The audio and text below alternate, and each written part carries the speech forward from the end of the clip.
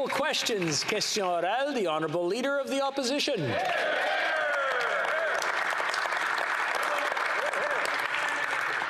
Mr. Speaker, for 5 years, the Canadian Armed Forces has struggled with Operation Honour, trying to address sexual misconduct and a culture of covering it up.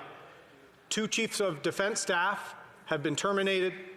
There's been a cover-up in the Prime Minister's office that we've asked questions about, and now a troubling question for the Prime Minister. Can he confirm to this House that the Minister of National Defence has never hired someone that was previously dismissed from an employer for sexual misconduct? The Right Honourable Prime Minister. Mr. Speaker, the Minister of National Defence has spent a lifetime serving his country, first as a police officer, then a decorated soldier who served 3 tours in Afghanistan, and now as a Member of Parliament.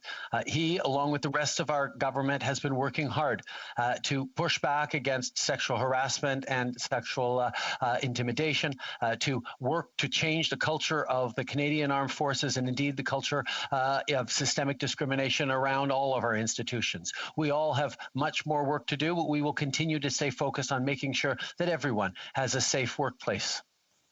The Honourable Leader of the Opposition. If you're going to change the culture of a workplace with respect to sexual harassment, you have to show zero tolerance. So I'll ask the Prime Minister again because he avoided answering my question. Did the Minister of National Defence hire someone that had been previously dismissed from an employer for sexual misconduct? It's a simple question. The men and women of the Canadian Armed Forces deserve a response from their Prime Minister. The Right Honourable Prime Minister.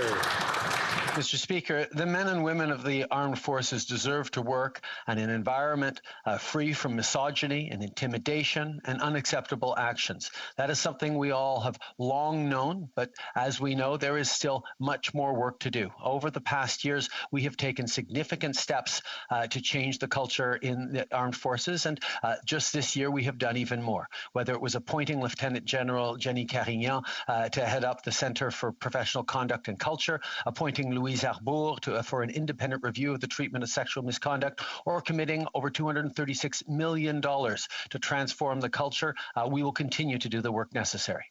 Honourable Leader of the Opposition. Mr. Speaker, the men and women in our armed forces deserve respect. They deserve the truth. I will repeat, this time in French, my question for the 3rd time. Did the Minister of Defence hire a man who had been fired for reasons of sexual misconduct previously? Yes or no? The Right Honourable Prime Minister. Mr. Speaker, for years, we have been working together to transform the culture not only in our armed forces, but also within all of our institutions in Canada. We have taken concrete action to offer more support to all those who are going through moments of bullying, assault, and intimidation. We will continue to do so. With regard to the armed forces, we have taken concrete action,